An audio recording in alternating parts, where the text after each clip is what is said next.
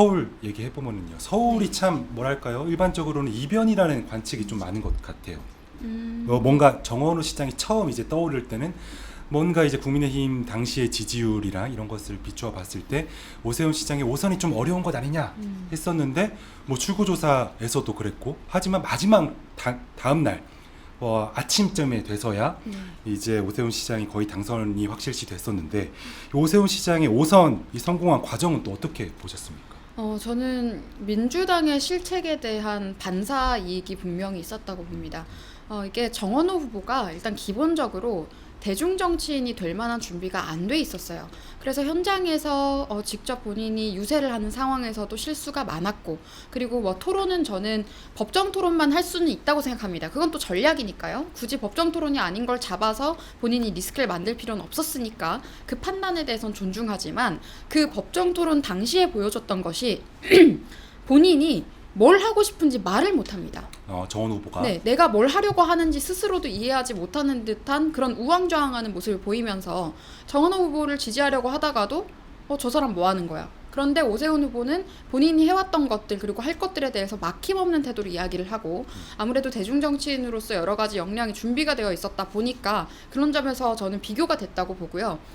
그리고 또 한 가지 결정적이었다고 제가 말씀드렸던 것은 감사의 정원과 스타벅스 문제입니다. 아하, 스타벅스. 네, 특히 감사의 정원 같은 경우에는 뭐 그런 디자인에 대한 비판이나 뭐 이런 건 있을 수도 있겠지만 이게 보훈과 안보에 대해서 저는 지금 다수의 국민들이 아주 큰 문제의식을 갖고 계시다고 봅니다. 그런데 그런 여러 가지 보훈의 상징적인 의미를 담은 기념물을 어쨌든 만든 거잖아요. 그런데 이걸 민주당 지지자들이 거기에 가서 또는 민주당 의원들이 주도해서 그걸 폄훼하고 그 지역에 가서 그걸 비석을 짓밟으면 된다라는 식으로 짓밟는 영상 같은 것들도 막 확산이 되고 거기에 음료수를 뿌린다거나 그런 여러 가지 부적절한 모습을 민주당 쪽에서 보여줬기 때문에 그리고 민주당의 지지자들이 보여주는 모습이 결국 민주당의 이미지가 되잖아요. 그런 것들에 대해서 국민들께서 이건 상식에 맞지 않는다라는 판단을 하신 것이 저는 한 가지 컸다고 보고요. 그런데 오세훈 시장은 보훈에 대해서는 계속해서 관심을 가져왔었고 이번에도 참전 용사들이나 참전 군인들과 그런 소통하는 모습들을 전략적으로도 보여줬다고 저는 생각을 해요. 또 한 가지 더해서 스타벅스 사례 같은 경우에는 뭐 탱크데이 가지고 이런저런 말들 할 수는 있다고 생각합니다. 다만 그걸 가지고 정부에서 금지한다, 이제는 허가한다 이런 말은 자유민주주의 국가에서는 나올 수 없는 말이에요. 완전한 전체주의적 사상을 갖고 있기 때문에 장관이라는 사람이 공무원들에게 명령 내리듯이 그런 이야기를 했던 것 같고 그리고 그 과정에서도 뭐 스타벅스 이용하기 싫으면 안 할 수도 있겠죠. 그런데 굳이 스타벅스에 테러에 준하는 행위를 한다거나 스타벅스 직원에게 가서 겁을 준다거나 그리고 이런 것들을 장려하고 동조했던 것이 정부와 민주당이었기 때문에 그에 대한 반감도 저는 상당히 크게 작용했다고 봐요. 그리고 이 서울시라는 곳이 되게 특수하게 보시는 분들이 계시던데 서울은 윤석열 대통령 탄핵 전국 당시에도 탄핵 반대 여론이 50%까지 올라갔던 지역이기도 합니다. 그래서 그런 것들을 고려해서 봤을 때 저는 청년 비중이 좀 더 높기 때문에 그런 현상이 나오는 것이 아닌가. 그리고 언론에서는 자꾸 이게 이념이 중요한 게 아니라 이슈를 위해서 뭐 오세훈을 선택했다 이런 얘기를 하던데 이건 철저히 사상에 근거한 문제입니다. 그러니까 이념과 사상이라는 언어를 우리가 구분해서 써야 되는데 이념은 좌파적 용어고요. 사상이 정상적인 용어입니다. 그러니까 이제 사상이라는 것이 뭐냐면 우리가 지금 중요시 생각하는 자유민주주의와 자유시장 경제의 헌법 가치 그걸 기준으로 우리가 판단을 해야 된다는 거예요. 그래서 저는 지금의 세대가 상식과 공정을 중요시하면서 그 두 가지 원칙을 중요시하기 때문에 당연히 이런 선택들을 하게 되는 것인데 그걸 굳이 우리를 분석하려 하고 분해하려고 하는 기득권들 또는 기성세대, 기성언론, 기성정치인들이 뭐 특수현상인 것처럼 말하는 것 또 저는 보수화라는 게 이해가 안 됩니다. 그냥 우리는 상식에 따른 선택을 하는 거고 그게 우파적 가치랑 맞을 뿐이에요.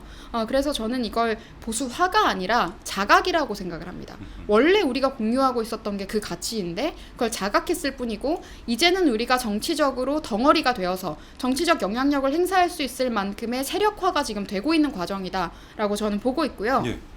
또 아까 인트로에서 뭐 젊을 때 마르크스를 안 좋아하면 뭐 이런 이야기들이 나왔는데 그 이야기는 80년대 대학 다닌 분들 얘기입니다. 맞아, 옛날 얘기죠. 그 시절 얘기지 지금 전혀 맞지 않고요.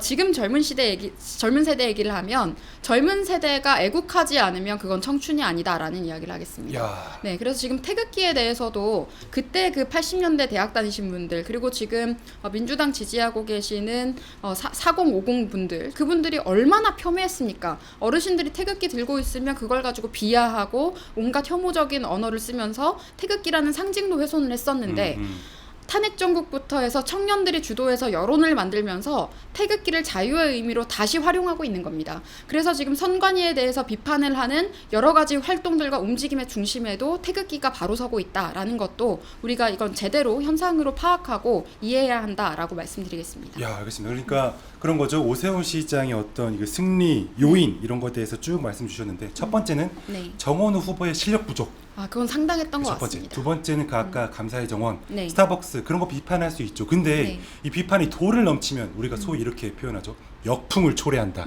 적당히 해야 되는데 민주당 그리고 민주당의 주요 정치인들이 또 선을 넘으면서 좀 역풍, 거부감을 초래한 면이 있고 세 번째는 서울 시민들은 상식에 기반한다. 모든 판단을. 네. 그런 것들이 세 개가 조합이 되면서 오세훈 시장이 극적으로 승리하게 된 어려운 조건에서도 승리하게 된 이런 상황이다. 이렇게 분석을 해주신 것 같습니다. 네. 그리고 옆에서 말씀 제가 처음 듣는데 네. 뭐랄까 이 설득력이랑 호소력이 상당해서 제가 귀를 쫑긋 기울이고 들었고요. 네.